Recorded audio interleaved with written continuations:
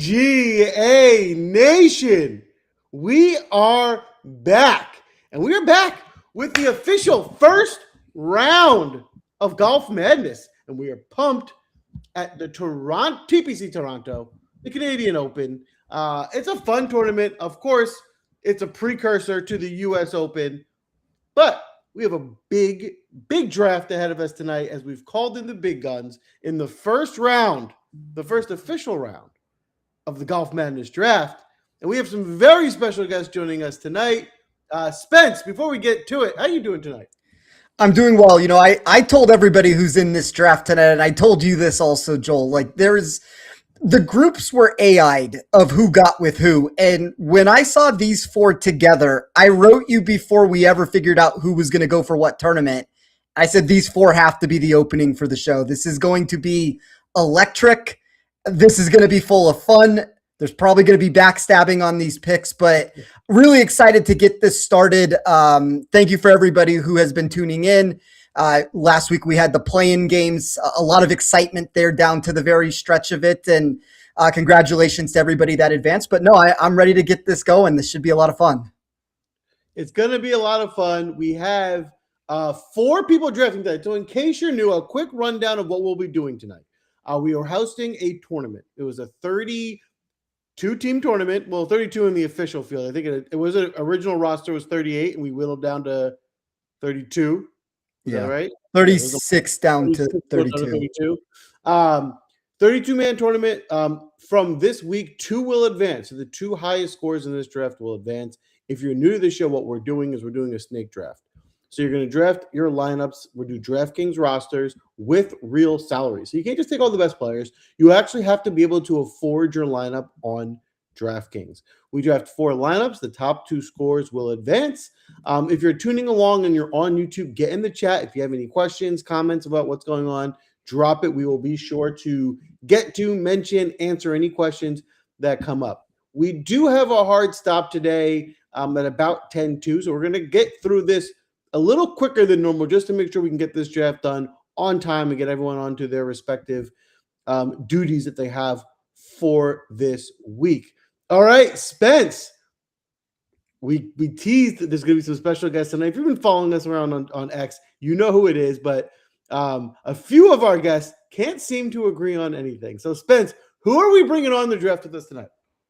So as I talked about, I AI seeded everybody for this. It does not mean that everybody got the correct seed. I'm sure that, we will see how this ends up playing out. There's a lot of luck to this, but this is technically the number 6 seed group. And the number 6 seed that we have in this tournament is the 2023 FSWA Golf Writer of the Year. He's host of the Back 9 Bets, co-host of the popular Fantasy Golf Degenerates over on Mayo's Network, and a fan favorite of this show, if I do say so myself, Byron Lindeque. You can find him on X at The Model Maniac.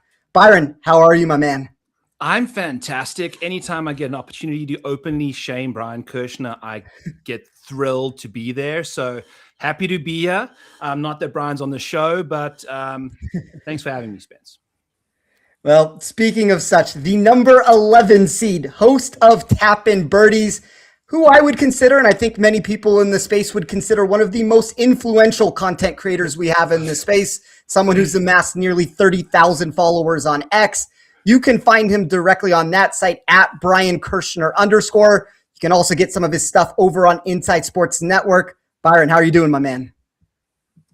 Yeah, I'm pumped to chat tonight. I really like this concept. We've done a couple shows before. I always like drafting in DFS, and we got 3 other great guests. So I'm pumped to pick my lineup. I've been grinding over some DFS research, trying to get it under 50K. But yeah, I'm pumped for tonight. It should be fun.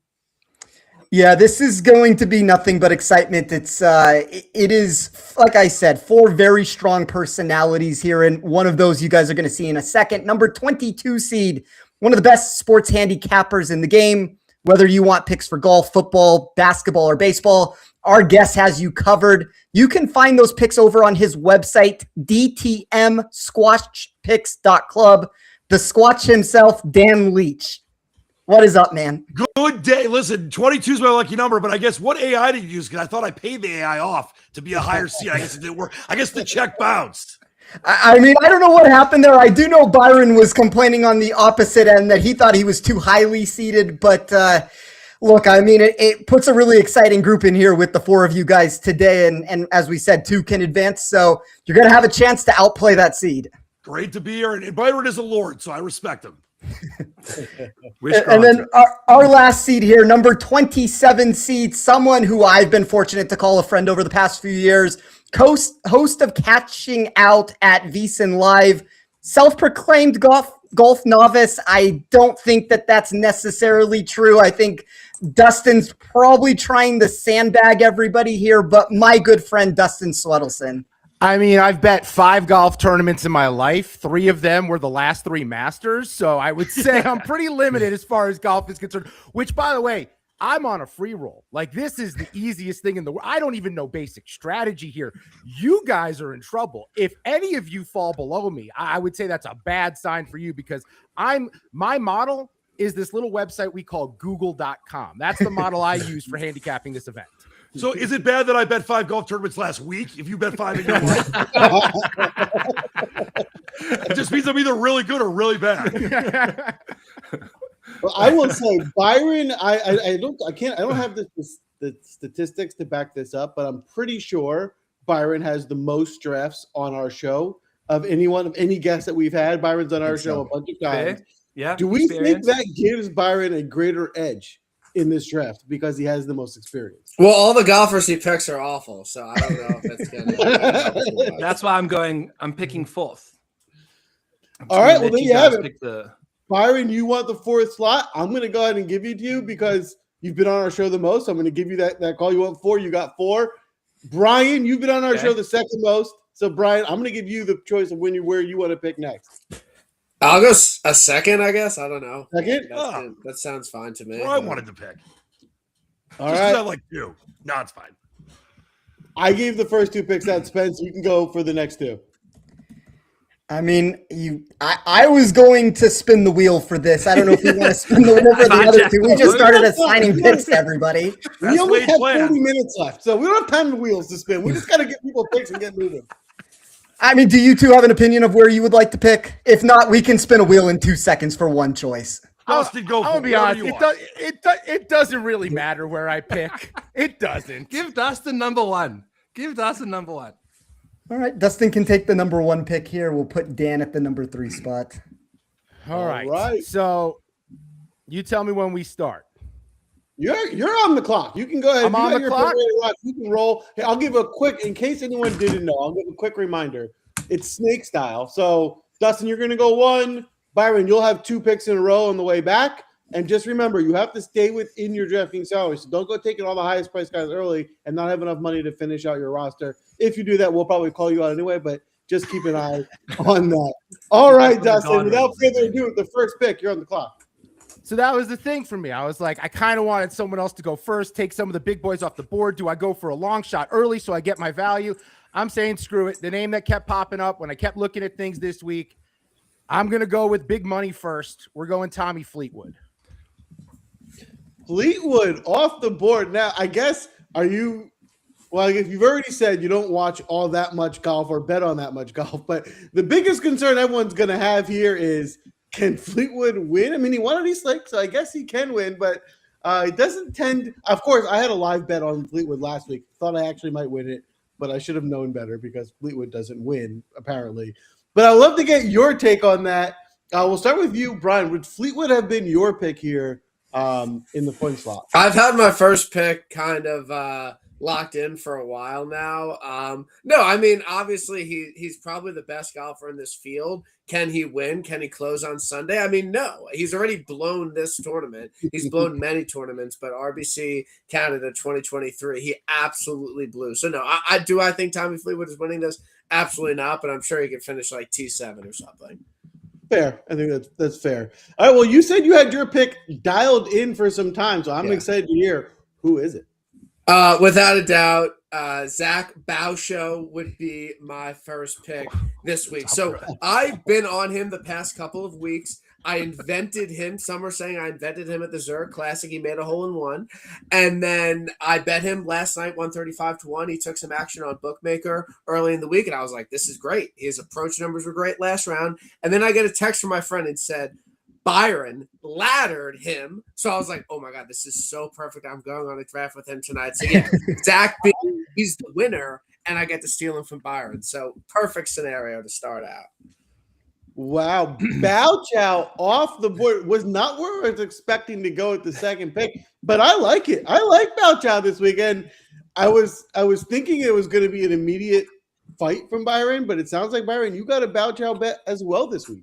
I have not placed those bets. That was a trap. I will be releasing my official ladder tomorrow. Just kidding. I think he's Gucci. I think it's a great guy to go for. Now, this early in the draft might be a misuse of resources, but we'll see what the Kirschner cooks up here on the turn. Well, that is Kirschner cursed. We won't know that until Sunday afternoon. Dan, with your first pick in the King of the draft, who are you taking? By the way, I like that Zach Boucher. I had him a couple weeks ago in Myrtle Beach. He was looking good for a while. I mean, it's a little lower. I've had mine locked in too, but he's a little higher up the board. For me, listen, I love the way this guy is playing. Sometimes you get mad if you take him and not his twin, but I'm going to go Nikolai Hogard. I think this course fits him well. Third in the field in driving distance, fifth in strokes gained tee to green, eighth for strokes gained approach. And I know he missed the cut in his debut last year here, but I just think that it's a great course layout for him. He's going to win. He's obviously won internationally, but I guess this is internationally, but I'm talking about on the DP World Tour. I just think that he's going to get it done. But actually, is Rasmus even playing? Because if his twin brother wins, I'm going to be really pissed. But I'm definitely going Hogard. It seems to be a trend in the industry that everyone always says, I can never pick the right brother. Whenever I'm on Nikolai, Rasmus does well. Whenever I'm on Rasmus, Nikolai does well. No one seems to be able to get it right. However, if you're on Nikolai this year, you're probably been right because Nikolai has been definitely the better two brother. runner-up finishes. I mean, Rasmus is not in the field. Rasmus is not in the field. I didn't even look at Rasmus, but I wasn't even consider him. So thank you. He's not in the field. But yeah, two runner-up finishes. I know we were just talking about Fleetwood, who until he won the Tour Championship could never win. Nikolai, he hasn't closed it out yet, but this could be the week he does it. And I think the money is not crazy. I mean, obviously it's a little higher than a guy like Boshu, but I think that he's worth the money for what his price is right now. So that's where I'm going first, 9,100. Yeah, I think for what it's worth, Rasmus has a punctured eardrum I saw today. Something to note as we move forward. And for me, I only play Nikolai. So I never find myself in this spot to where I don't know which one to play. I just usually incorrectly play Nikolai, but I play him every single week. So sometimes you get it correct. It's like your Steven Yeager thing a couple years ago, Spence. That's kind of what this has turned into. It's where it's just like every single week he feels underpriced.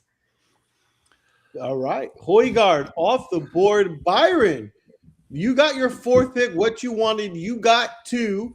Once you take your second pick, Spence is going to guide us through round two. So, Byron, let us know who you going with your first two picks. I went fourth, and I was going to be okay not taking Wyndham Clark because I thought one of you three guys would have done so. Here he sits, $9,700, Wyndham Clark. The hottest man on the planet, the most hated man on the planet. He does not care. The more haters he has, the better he heats. I'm in the mood for Wyndham Clark. Up in Canada, the man gets on these runs. He won 2 tournaments in 4 weeks, and they were the Wells Fargo and the US Open. He just recently won my tournament down in Texas. So the Byron Nelson down over there. So I'll take Wyndham Clark for a $9,700 prop. And Alex Fitzpatrick, friends, is just playing some fantastic golf right now. He's probably the better Fitzpatrick in this field at the moment, and he's significantly cheaper at $8,700. Was on him last week. He was the ladder. So that's good news for old Zach Boucher there, BK. And I think Fitzy is just fairly priced. I mean, this is some serious. This tournament does not require ownership. My guy's my guy. It's 25% ownership in this field. I'd imagine, I don't know, what's Alex going to come in this week? I think it could be pretty close. I haven't taken even a look at ownership right now, but $8,700 seems like a very fair price for one of the hottest golfers in the field. Yeah, I see Patrick, just really quickly right now, I see him at 17% owned for whatever that ends up being worth on this. And as we move forward in this draft, I'm going to wait on this until BK is picking. But it's a very interesting start to this draft. You have everybody jump to the very top with their first pick, and now Byron with his second pick. You have BK that goes the Zach Bochu route. And I have to say, like, look, I mean, my opinion doesn't matter. I'm not competing. I like Bochu a ton. I bet him at 140 to 1. I think he's one of the sharper plays on the board. And if we get to the pick and when we talk to BK about it, I would be curious to hear what his thoughts were about the top of the board. Before we get there, though, Dan, give us your next pick. Oh, I'm already here. I thought I had one to go. That's right, because you took two in a row. I'm back in the saddle, friends. By the way, Alex Fitzpatrick was going to be my next pick, so I like it. Listen, he is one of the hottest players in the world, and he is definitely the better Fitzpatrick, and I think this is a great course for him. But I'm going to go. I'm still going to stay in the kind of upper range, not like the top right now. But this is another guy that I've bet on a lot, obviously in the outright betting markets, and I feel like is getting really close too. I know he's about 45 or so to 1 to win this week. I think Michael Thorbjornsen is going to get the job done, and this could be a great place out of the country. He's not been on tour that long. He's got a top 4 in the last year or so, top 10s at the RSM and Sanderson Farms, and I don't think that he's overpriced at all at $8,600. I'm going to go Thorbjornsen, and maybe this is the breakthrough. Yeah, I mean, if you look at his game and his skill set, I mean, this is a golfer that you would expect to win before long. As we move forward into this BK, first of all, I'm curious to hear your thoughts. If you look at what's come off the board since you've made your pick of Højgaard, Thorbjornsen, Clark, Fitzpatrick, one, were any of those names on your board? And two, whether they were or they weren't, talk about your general strategy if you are going to the top now and what your game plan has been. Yeah, I mean, to me, Wyndham Clark is without a doubt the best play at the top of the board. This week, what he's done his past 2 starts is extremely impressive. I think this is a really good golf course for him. Everyone's been talking about it this week, but when he's found form and won, he's kind of kept it going for a little bit. So Wyndham Clark is easily my favorite play at the top. And there's some question marks about a lot of these other guys at the top, and I don't love a ton of them, but for my pick, and I think he's properly priced, and he might have a little bit of a name bump. Like, I don't know if his results necessarily reflect his price of $9,500, but I like Brooks Koepka the most here, and I kind of more like some mid-range guys, but I really do believe that Brooks will figure out the putting at one point or another. His ball striking has been really, really solid all year, very consistently, and I think this is probably a pretty good course for him overall. Great tee to green player, and at 95, that kind of lets me have a little bit of room. And Matt Fitzpatrick, I mean, he won 3 times in 5 starts. I don't think that's going to continue. The putter is a real concern with him. So, yeah, give me Brooks at 95 here for my second guy in. Brooksy.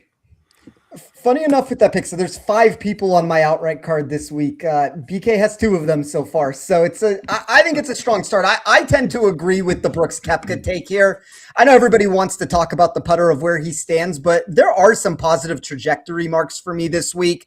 I thought putting outside of 10 feet was something to look at. There was a positive uptick there. And then even if you just look at the strokes gained putting from the last 24 rounds versus some of the more extended stuff, it's about, 56th is not necessarily something to write home about, but it's better than the 105th that you're going to get from the long-term stuff. So I like the start from you, BK. I mean, honestly, I like the start from everybody so far. I think that it's been about what it's been advertised. It's a strong group here. It's a lot of people that are probably underseeded, and then Dustin, who's sandbagging the group, trying to say that he doesn't know what he's doing. But 2-parter for you, Dustin. So you have 2 picks here. You're in Vegas with me. For when people come to Vegas, what is your favorite restaurant? Ooh, good question. Ooh, my favorite restaurant in Vegas, it is Esther's Kitchen downtown.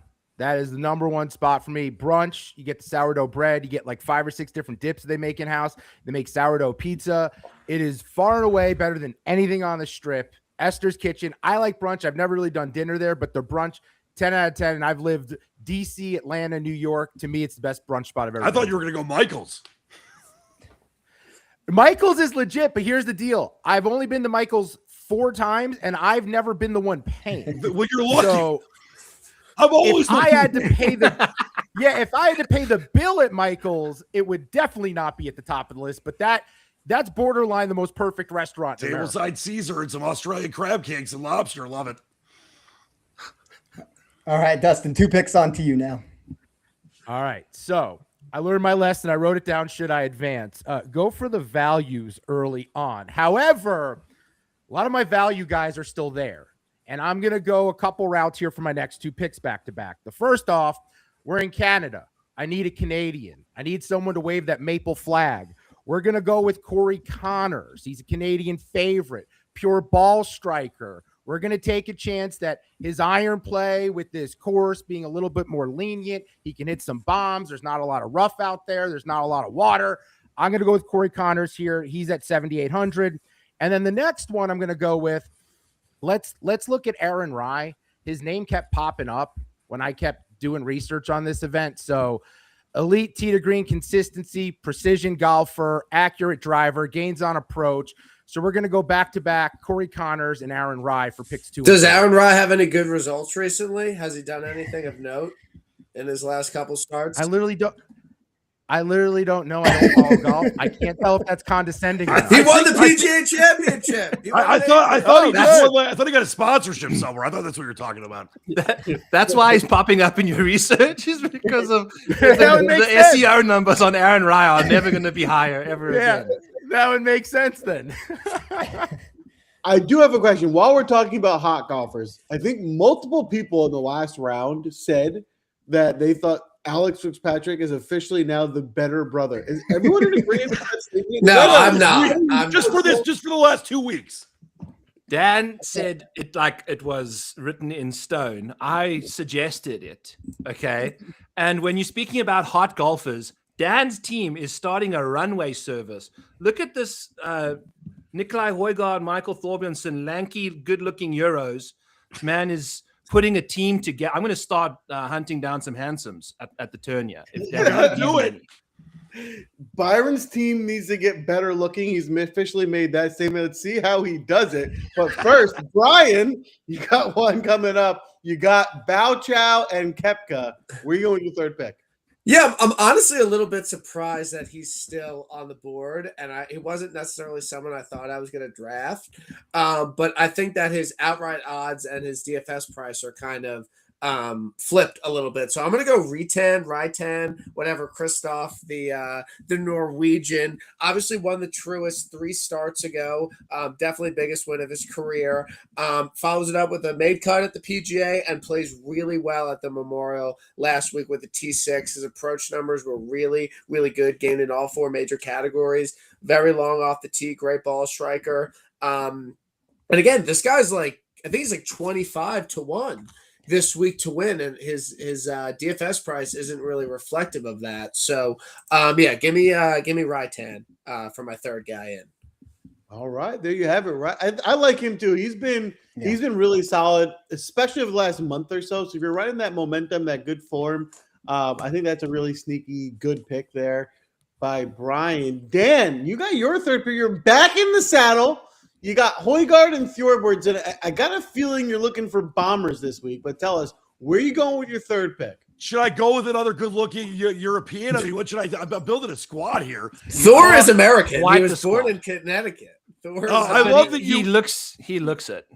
He definitely does. I mean, and then you got to think about the kid. I mean, Nick Taylor, by the way, speaking of this tournament, how about one of the greatest moments in Canadian sports history a couple years ago when he hit that ridiculous putt? That was one of my favorite wins I've seen in years of the PGA Tour. There's a lot of places I could go, and I'm probably gonna hate myself for doing this, but there's just something that I love this guy. I've bet him a lot outright this year, and it's not worked out for me. I've obviously won some placement bets on this guy, but something just tells me that he's going to go up to Canada. He's going to get the job, done. I know that he didn't get an open spot, for Shinnecock Hills, but I think Tony Finau is fired up, and I think that He's driving the ball well. I know he was third at the CJ Byron Nelson Cup, second at the Memorial for strokes gained off a tee. He's been second, in some correlated courses, and fifth. I know I'm going to probably hate myself because when I take Finau, he's awful. And when I don't take him, he makes a run.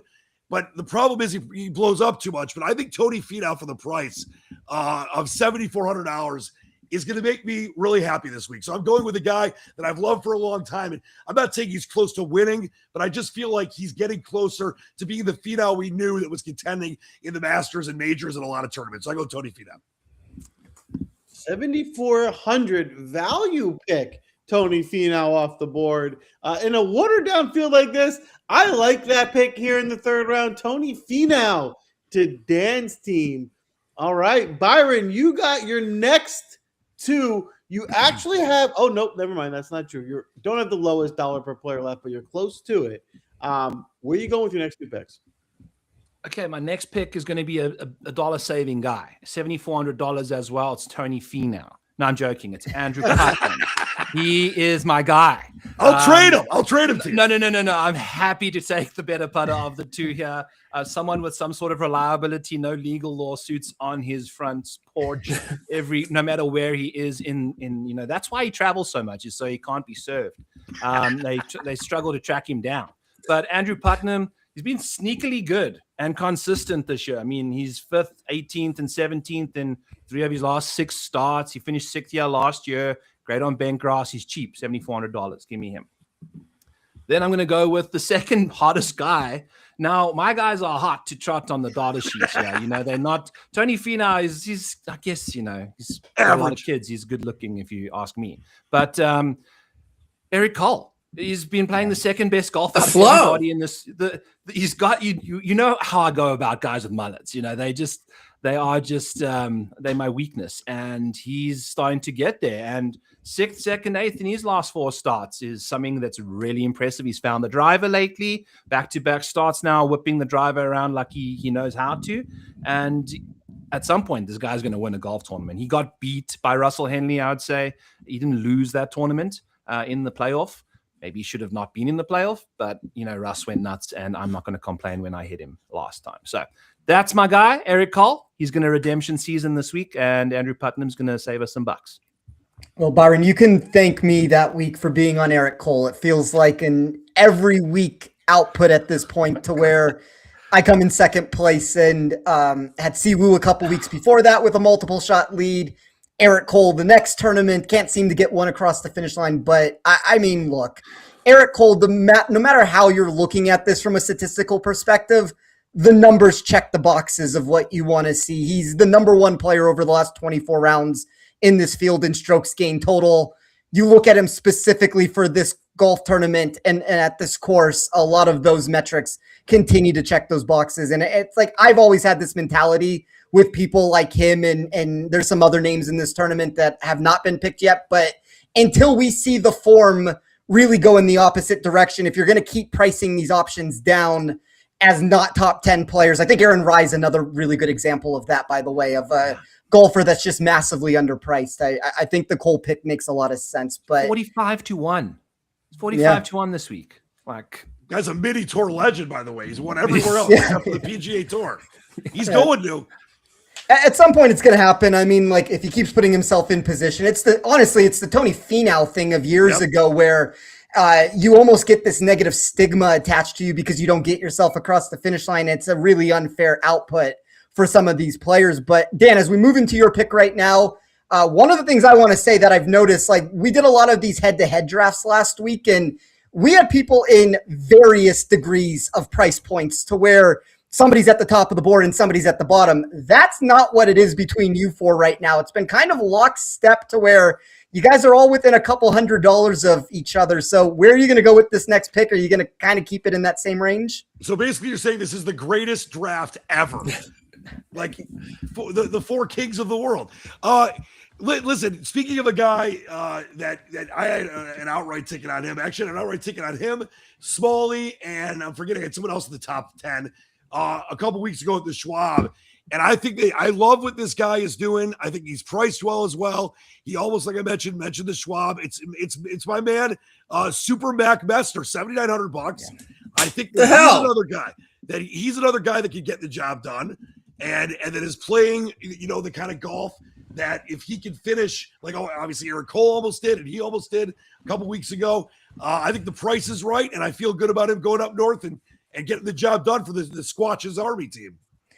I'll let BK talk about that in a second. I bit my tongue because I accidentally almost said Mac Meisner's name when we were talking about all these players that have found form. I like Mac Meisner a lot this week. He's another name that's on my outright card. Attack.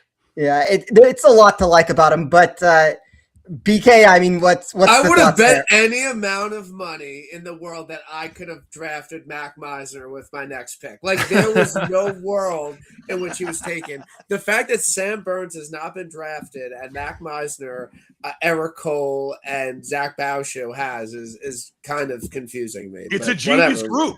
I'm not really sure what's going on here. Less than 7% owned in my model on Mac Meisner. I mean, I would have thought the same thing, that he would have been around, but that doesn't make it not a good pick. You got a lot of sharp guys. I don't know what to say. It's a good group. And that team of Dan's is now 6 foot, 6'2", 6'3", and 6'4". Yeah, some like a really good starting five in basketball. It's just he's got it all. The decathlete, good looking. As soon as the Knicks lose the title and blow it to the Spurs, they're going to play him. They're going to play him for third place. All right, Brian. Mac Meisner's off the board. Where are you going? So I have a couple of rules. I'm not a huge model analytic guy, but one of my rules is that if you lose the tournament in devastating fashion the year before, you're dead the next year. And also, if you lose a tournament the week prior in devastating fashion, you're dead the next week. Sam Burns fits both of these trends this week. He had a 5-footer to win here last year, lost, and had control of the golf tournament on Sunday. So it's really hard for me to not draft him, but I have to stick to my principles because obviously he can finish T7. It's really just about winning. I'm not drafting Sam Burns, by the way. I can't do it. I just saw you put him on the board. I have to stand by my principles. I'm going to go with Michael Brennan. Now, Michael Brennan absolutely 100% could be way overpriced. He has not consistently produced on the PGA Tour this season, but I think this is a really, really good course for him. He is arguably one of the best drivers of the ball on tour. He played really well at Colonial in his last start. I think he gained in all major categories. I would not be surprised if he missed the cut by 5, but I will take the upside with someone that won like 3 times on the Latin Tour and won in the fall. So give me Michael Brennan at 85. Yeah, I've seen a little sharp action on Brennan this week, and just throw Sam Burns into that mix of golfers that I had that did not get across the finish line. I know we talked about Nick Taylor at this tournament earlier, had Tommy Fleetwood. I had Tommy too. One of the worst. Yeah, it just feels like the way it's been. And like the most, I remember that playoff last year with Burns, like he kept not hitting driver off the tee, and Fox kept being 30 yards longer, and Fox also made that like stupid 20-foot putt to even force the playoff there. So I don't know. I mean, I had an outright on Burns. I was watching that in Chicago at a bar, and I'm 15 years sober, and I wanted a drink. Yeah, I don't drink. I've never had a sip of alcohol. That's my little hot take that nobody really knows about me, but that's enough to get yourself to do something like that. Brutal. Great. All right, Dustin. All right. So here, full disclosure, my 2 value guys I was thinking about here were Finau number 1 and then Putnam number 2. So now I'm calling an audible on the fly here, and I'm going to figure things out and make an adjustment. And I'm just going to take a couple guys that I earmarked that I wanted, and I'll figure out that 5th pick a little bit later when we get there. So I'm going to go because I want a bomber. I want someone who's going to smash the ball, knock it around. 10th on the tour in driving distance. We're going to go with Mr. Keith Mitchell at 80. Cashmere. I want a bomber in this spot. Then, again, I want Canadian flavor. I want maple syrup on my team. I want Taylor Pendrith at 7,700. And that's where I'm going to go back-to-back with these 2 picks. And I think I've created enough depth that even with the amount of money I've spent, I should be able to get someone okay for my last spot. That's interesting. I like the way your team's coming around. So I think you did a good job sandbagging everyone, kind of staying off the radar. Sandbagging, son of a... Hey, I'm glad you think so because I literally don't know who 2 of these guys are. He's only been One 5 of golf them's Aaron Rye. ever. We polled the audience, and the audience says that Byron's team is much better than yours, Brian. So, Brian, we want to get your take. They say Byron is killing you. That's fine. That's okay. His like having Wyndham and Fitz, two guys. I'm definitely betting Fitz. I don't know about Wyndham, but no, Byron's got a great team. No beef at all.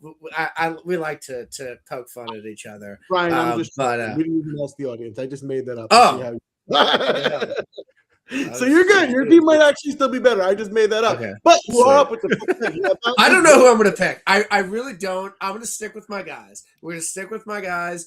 I like him on TPC courses. He just had one of the best ball striking weeks of his career at the CJ Cup. Then all the sheep went to bet him at Charles Schwab. He said it was the worst bet on the board. You missed it. Max Grazerman will be my next guy. He just qualified for the U.S. Open. He's playing really solid golf. Again, I think Byron Nelson is a better comp than Colonial was. I don't know what happened with his irons. I've never seen such a big turnaround week to week. He gained 2.7 around and then lost 3.3 around the next week. But yeah, give me Grazerman here at 7,500 for my next guy. All right, Max Grazerman. And I've been usurped. First time I've been usurped. That was my guy. A pick stolen. You got me. You got me. I got you.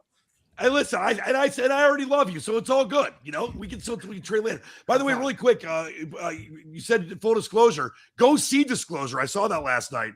Great, good movie. Great movie. What 1 to 10? What do you give it? 10 being the best. 7.8. That's a good movie. All right. Okay. I mean, I think it's some of Spielberg's best work. I'm a big Alien guy. I thought it was mesmerizing and captivating from the first moment. I don't want to give anything away, but you'll see the first scene when you see it. It's pretty awesome. And Emily Blunt was brilliant. So I think it's just really, really good. If you're into that kind of stuff, you're going to love it. Well, I am sold, but I'm also going to need a pick. You got about 8,500 per player left. You have 2 picks left. Where are you going with your 5th pick? Well, I'm going to take Max Grazerman, all right? We'll just go with him. All right, speaking of Canadians, I mean, this is a total long shot pick because I think he's 225 to 1 to win it. But listen, I got to go with the Canadian. And listen, he has not played great over the last year. Yeah, after playing some really good, golf for a little while. I know he's kind of fallen off. And he's on the Corn Ferry Tour. But if I'm going to go with the Canadian, I got to get value. I'm going to go with Adam Hadwin. Just take a stab at it because my pick was stolen. It's going to give me a chance to get a decent golfer for my last pick. So let's, Canada, no Stanley Cup again for, the 33rd year? How about an RBC winner for the second time in a few years? Give me Hadwin. We're getting the game. I'm curious, just out of curiosity, are you able to tell how many Canadians are left in the field that we haven't drafted? There's one I can think of. Maybe I should say their name. Got a lot of vowels in his name. We're getting there. We're really getting the Canadians off the board this week for a tournament in Canada. I like it. But to get the home feeling going, Hadwin off the board, 6,500, certainly super a value there. Byron, we'd love to hear from you first on if Adam Hadwin's on your radar this week, and then you got 2. I don't think Adam Hadwin is on my radar this week, but it's for the best. I promise you. There's people I touch that I definitely taint there. So let Adam Hadwin do his under the radar. Adam Hadwin is the best Adam Hadwin you could wish for. Also, go follow his wife on X. If you do not, she's hilarious, Jessica Hadwin. You get to see who Adam Hadwin is as a real person behind the scenes there. All right, so here we go. $7,800. This man's worst finish since the Valero. So that's 1, 2, 3, 4, 5, 6, 7 starts is a 38th. So we get him $7,800. His name is Bud Colley. He's just playing steady ass golf right now. He's affordable. What is that? $8,400 that I have left. I think Bud Colley is just a nice little value play. He provides you with some safety. You can pop some really volatile names around him if you're in the mood for that. I don't like how much money I left myself here, to be honest with you. $8,400. I'm going to go with Sahith Theegala. And I probably just ruined my entire team there, but I'm just going to ride. I love Sahith. I think it's a former President's Cup player. It's a great pick. Yeah, that was who I almost got in a fight with Dan Rappaport about on the media shuttle, was with Sahith Theegala's driving Famous stats. story, by the way. Yeah, famous story there. I'm changing my team to Rico Hoey. What? Instead of Sahith Theegala, I'm going Rico. You Hoey. just said Theegala. What are the rules on that? No one's made a pick yet. I'm at the turn. Keepers? Is it verbal committing? I'm going Rico Hoey instead. I will say this, I'm okay with it. No one's made a pick. I don't see an issue. However, you did make the pick. I would say if there's a hard objection, I would say you have to keep. I don't allow the change, but I'm okay with it. Unless one of you is like, I won't allow it. Verbal's only binding in poker. I'm fine with it. Yeah. It's not affected anybody else. In fact, one of the better players. You're Dustin, done. might as well just take Sahith Theegala. No, we just watched an NBA Finals game where they let a 6th player run on the court and call a foul, so we can allow this. How about the guy with the selfie with Wembanyama? Yeah, I feel like Byron, if we're talking about poker, he probably still had his hands on the chips and hadn't released it yet. Pick a ball out. All right, Rico Hoey it is. Now you know for sure that Theegala is going to win the tournament or like top 10, 100%. and that's going to be a regret because of this. But Rico Hoey off the board. Byron's team is final. Left 700 on the table. So, Dan, you're up with your last pick. I guess there's really two guys that it could be here. It's probably going to be Matt Fitzpatrick, but maybe not. But before you make that pick, my question for you is, with Byron leaving 700 on the table, how much are you willing to leave on the table this week for this tournament? Well, I can tell you this. There's a guy I'm really thinking about picking that would leave 1,100 on the table. Yes, So I just because the guy is the highest priced and you've got the money to take him doesn't mean you should take him. And you know what? I think I'm going to follow through with that and leave way too much money on the table and go with, I was thinking about taking this guy a little earlier, but I wanted to wait for some other things to happen. I'm going to go with the guy that loves playing up in Canada, and I think he's going to have I'm going to go with Bobby Mack. I think I might be crazy for leaving Fitzpatrick out there, but I'm going Bobby Mack, leaving the money on the table. You don't have to always spend the cash as long as it wins you the cash. I mean, I do think in general, like, that's a very good viewpoint to be had on it. For the record, Byron, I like the pick that you ended up making better. It doesn't mean it's the right choice at the end of the day, but I think Hoey's probably the right route to go there. But I think people get too caught sometimes just in like the requirements that you need to fill out a lineup towards a certain budget total. And look, I mean, if a player is better in your mind, that's a different discussion to be had. I really like Sam Burns this week. Like, I'm kind of shocked that Burns is not going to go off the board in this draft with anybody. Like, that's kind of very surprising to me. He's the number one player in my model for whatever that's worth. Number one upside player is Fleetwood, who was the number one pick off the board. So to not see Burns go off, definitely a surprise. We have $1,800. They subscribe to my strategy that if you lost in devastating fashion the year before, you're dead the next year. I respect it. I don't know. Nelly Korda just won the US Open after finishing second last year. But that wasn't a devastating. She never was in control of that tournament. You need to check win percentage. Win percentage on Sunday needs to be over 50% for it to be devastating. Those are my rules.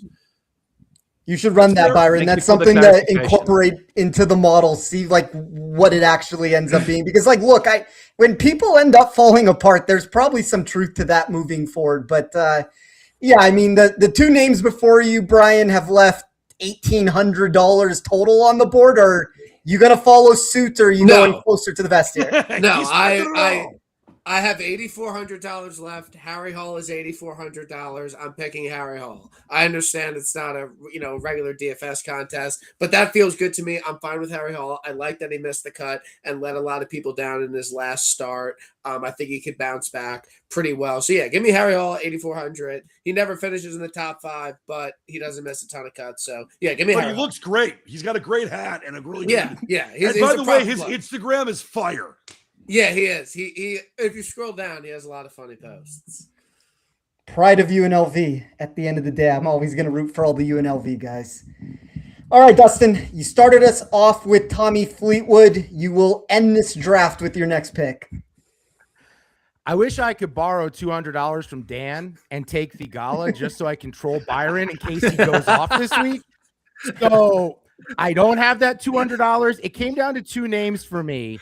And one feels safer, but I'm not going to take it. The safe one would have been Davis Thompson for me at 7,700. Instead, I'm going to go boom or bust. I'm going to go for the ceiling. I'm going to go for the upside with potential Eagles here. Someone who is either going to win me this or lose me this, and that's going to be Pot Guy. Love that play for you. I love that play for you. He's a bomber. He's my boy. So we'll see one way or the other, but that's kind of how I bet in general is like boom or bust. I was here in Detroit. Let's see what when he happens. won the Rocket. I watched him do it. That guy is something. When he's on, he's on. So we'll find out. Well, I think all 4 teams look really solid here. We will run it through AI and Spencer's model, and let's see, Spence, based on your model, what team do you project to win this week? But of course, we'll actually get a winner till Sunday afternoon where we can crown a two champions. So just top 2 scores get through. That's it. Yeah. And I heard we also get $1,000 cash. Advancement fee. Is that all right, or is it space bucks? I tell you what, if you can get a sponsor for our show to pay us much more than that, then yes, that's a deal. I'm on it. I'm on it. I mean, honestly, Dan, that's something that I'm hoping that we can turn this show. Like, this is, to me, the infancy stages of, I'm hoping, what the World Series of Poker was, that we can make this something over the course of time. To answer your question, Joel, because I know everybody has to get out of here, I will run this. I will write an article about it. My guess is, looking at my model, it's probably BK or Byron. Both of them have, I believe, every name that they picked inside of the top 30 of my model. So my guess would be them, but I guess we'll see what the math says on it tomorrow. Well, before we get out of here, Spence, I want to hear from you. Who are you taking to win this draft? Probably one of those 2 would be my guess. On You have to make a pick. Pick a side.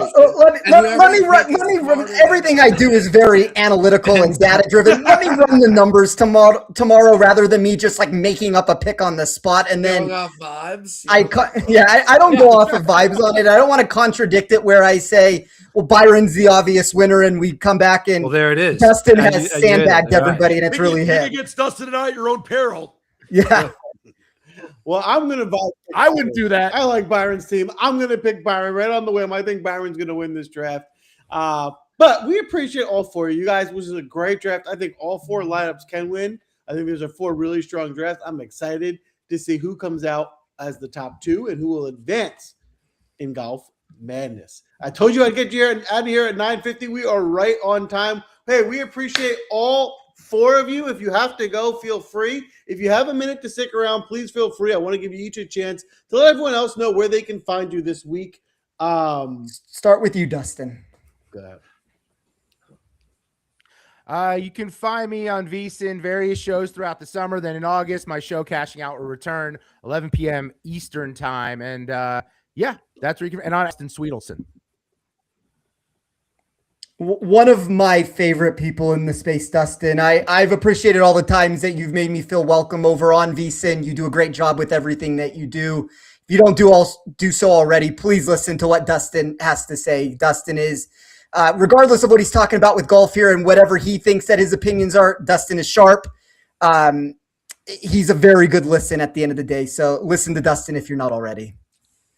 Thanks, boys. I got to run. This was fun. And apologies to anyone I finish in front of. Apologies. Thanks, Dustin. Thank you, Dustin. BK, Ryan's Kellogg saying hi. RK, my guy. RK. BK, where can everyone find you this week? Yeah, I'm on X, Brian Kirschner _ I did 2 pods this week. I did a regular RBC Canadian Open preview, and then I did a World Cup preview with Gordon Watson, who played 10 years in the Premier League, knows a ton about football. Not your football, like soccer. But yeah, it was great pod. So yeah, if you have any interest in the World Cup, check that out. It was a lot of fun. Before you get off the World Cup, who are you taking to win? I might tail him on France. France is my pick right now. France is the pick. I'm looking to make a bet on somebody to win, so I might have to tell you guys. Spain. I Viva la France, but Spain's up there. But that young guy, he might not come back. Yeah. With this World Cup, by the way, with the 48 teams, and I don't know how much you guys are. I mean, some of you are obviously into soccer, but the way they've already predetermined. Normally the first place team in a group plays the second place team. It's not going to work that way for certain things. some second place teams are playing second place teams. It could be a very weird knockout stage from 32 on. So it could be a long shot play that really makes you some money. Yep.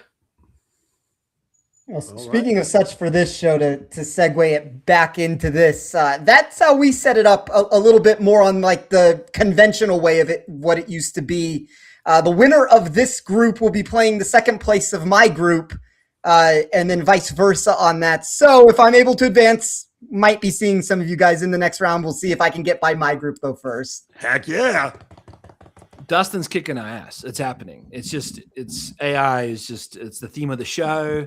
You know, when you put AI in my name, it turns into Brian. It's disastrous. So it's just, I'm not feeling good about it, to be honest with you. I mean, I posted the odds of this at the very beginning. Like, I ran it through AI, and regardless of whatever the seeding ended up being for it, if you look at the odds to advance, Byron was minus 106, Brian was minus 102, and then Dan and Dustin were plus 104. Like, whether that's right or wrong, this is 50-50. Like, what could that be based on? I don't know. I asked it to base it off of...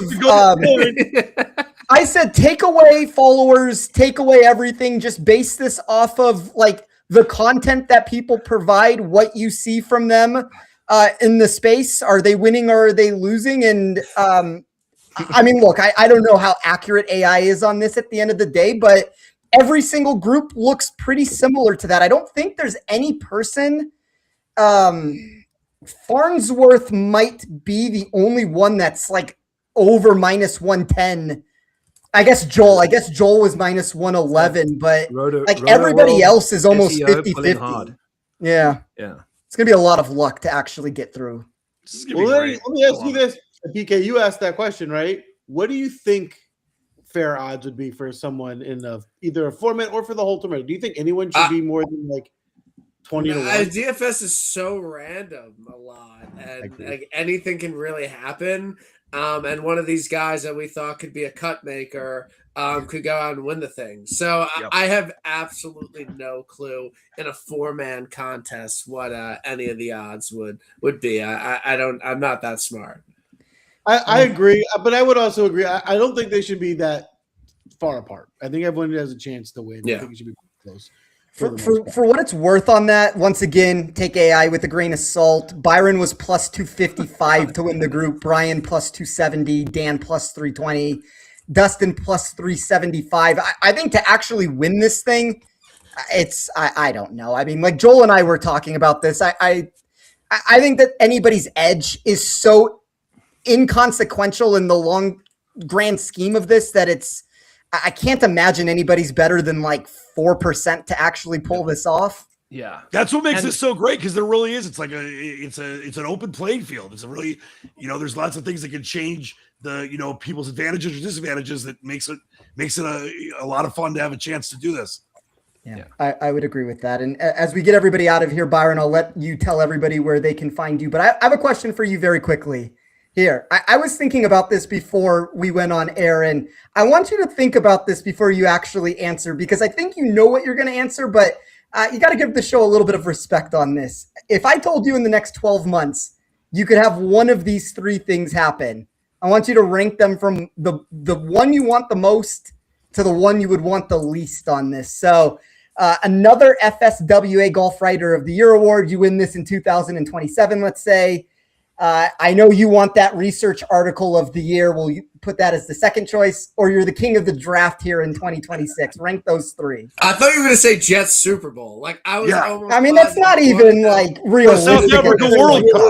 Realistic. Not a fairy tale land we're talking about, and I don't think I'm going to be writing that many research. I'll take king of the draft. Take inaugural maiden. I'm happy. Some big names, happy to take down the Leach squad, happy to take down BK, like that would be fun. I think I'm ultimately going to be watching from the sidelines from here on out, but I don't like being the favorite. I don't know why I've been shoved into the favorite role, but we are. I'm not handling the pressure well at all. I feel like I'm Sam Burns right now. You've earned it. You've earned the crown. I'm trying to find a bridge right now, and I'm trying to go and just walk over it a bit and see what happens if I go other ways. But I'll give you a fun fact to this. You were actually seated higher than what you ended up getting. And the reason why I say that is because Mayo is hosting one of the shows this week, and Mayo's doing it on his network. And you were ranked and seated higher than Mayo was, but we had to make it work from the seating and the way that the bracket came together. So you were a top 5 seed according to AI. be sure to tell him that. He needs to stipulate that before. We don't want to lead people astray on these shows. He needs to know that I definitely was ranked high. I'll take that ranking. I appreciate everybody who's tuned into this show. I appreciate you three and Dustin for joining us today. Like I said, I am really hoping that we can turn this into something. Like, this is just the start of it. Couldn't be more thankful to have you four being the ones that led this off in the group stage. And my hope is as we go across in time and this thing progresses, that we go from 36 to 64, and maybe 64 looks even bigger than that, to where we have our own open qualifiers of people on their networks trying to get names in and really see how far we can blow this out and how many people we can get involved in this. But Joel, I'll kick it over to you to take us out of here. Hit the subscribe, people. Yeah, did you get a chance to let everyone know where they could find you this week? Yeah, that was very mean by I guess I'm second fiddle to these two legends. By the way, let's go tennis Grand Slams. I'll do 156 eventually. Just open the draw to everything. No, first off, it's been an honor and pleasure being with all you guys. Some very incredible people on this right here. It's nice to be on with you guys. Just the squad's trying to come in and be close to these legends of the business. But you can find me on my sites, dtmsquatchpicks.club.